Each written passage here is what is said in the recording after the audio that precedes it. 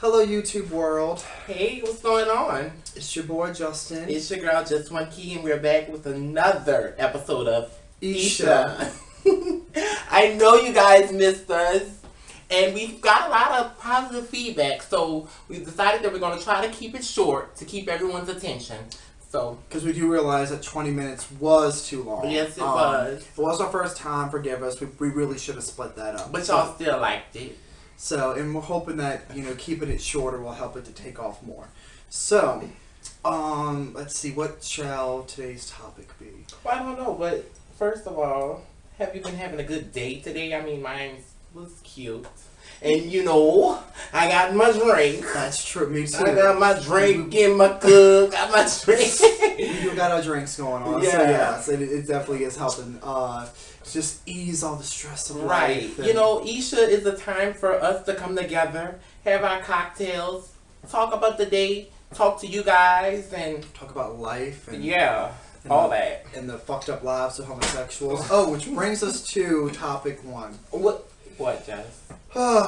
Guys that pursue you, and even though you've made it abundantly clear that you are not interested, they still persist, and even try to use your friends for such means. Okay, so you saying that, have you been with the person before, or you went with them once and didn't want to deal with them again, or you just said that you weren't interested from jump? What? Well, in this particular situation, the guy and I, we've kind of fooled around just a little. So you gave him that good, and now he don't want to let you go. I mean, it was just like PG-13. Oh, okay. Type stuff. Okay. So you fooled around and yeah, a little bit, but I don't know. Just I wasn't really feeling him. Especially because like he wants to bottom. He's like a big, big on that, which normally I have no problem with. He wants to get fucked. I mean, I'm usually happy to fuck a hot guy that wants to get fucked. But language. Sorry. To sex up a hot guy that wants. Yeah. We're gonna keep this language. Sex. Cock. Whatever. But anyway, so he and I fooled around once, and ever since then he's kind of been like, I guess, kind of stalking me. I guess. Well, you know what, Justin? That kind of sounds familiar. It kind of sounds like a situation that I'm privy to. Someone you knew, you fooled around with, they tried to come to me to get to you. And we already said you weren't interested. Yes, and he constantly, he doesn't have any way to contact me, and I've made it that way. Yeah, because he contacts me. Yes, like, consistently, and like, always, like, comes to her work, stops her if he sees her, like, out and about. Where's Justin? Is Justin coming by? Justin. Look, I'm not Justin's keeper. Justin is my friend, but we already told you Justin was not interested. Leave him alone. Thank you. And so, word out there, guys. Just a little helpful hint. And I get that. Sometimes we do get obsessed over guys. Lord knows I've gotten obsessed over some guys. And you want to pursue them, but when they say no, you really need to back off. Because, I mean, it does get annoying, and it kind of gets creepy after a while. Well, if somebody show me they don't want to be bothered, then I take the hint, and I let them go. Well, yeah, same here. Well, some people are faster than unless others. they, piss me off. At that point, I'm going to be blowing up your phone nonstop to make you regret ever meeting me in the first place. So, have you ever had someone play on your phone constantly after you told them you did not want to deal with them anymore? I know you have. Yeah, I have. Well, I know of somebody actually that was playing on your phone. You know them too. Yeah, don't say any names though. Like I was talking about the other day? They come to the store. No, you don't like them. You can't stand them. Oh. And he was playing on your phone, and you told him you weren't interested. He didn't get the picture. He called and say things, change his voice.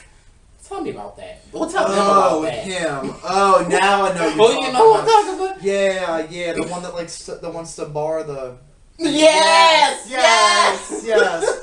Okay, this person, and oh my God, he makes a living of doing this.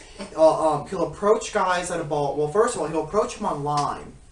And he pretending to be something that he's not. Well, he actually pretends to be his sister, and he actually like uses pictures of her and everything, and so he'll reel the guy in, and then say, "Oh, let's meet out at a bar." So, here comes the night at the bar, and the guy's there waiting. He shows up and says, "Oh, I'm sorry, my sister couldn't make it, but I'm her brother, blah blah blah blah blah." And so then he's kind of sits there and tries to like sweet talk him. Well, then eventually, I don't know. The whores get drunk. They get drunk. And then boom. And then he winds up like doing something the with fish them. is hooked, honey. And then he winds up like blackmailing them and stalking them, and he'll call them like changing his voice and everything. Oh yeah, it's crazy. Well, why was he harassing you so much? Because I wasn't giving him the D. Oh. Well. So, and he's the type of guy that like if you don't respond to him, that makes him want to like go after you that much more. He wants to know that he's messing with you, that he's like getting on your nerves. Kind of psycho, kind of. You want more than kind of. So like, he is. I think so. I mean, that's just. I mean, to stalk people, to call them and change your voice, and then to threaten. Oh, I've got naked pictures. Yeah, of that's you. I'm crazy. gonna put them up on the internet, or I'm gonna call so and so and tell them what you were doing and who you were fucking. Yeah, I'm like, that's nothing. I'm like, who does that? Yeah. I'm like, over a one night stand. Right, that is crazy. I'm like, that's just nuts. So yeah, so don't ever do that. But yeah, that has happened. So I really want to write a book called The Effed Up Lives of Homosexuals.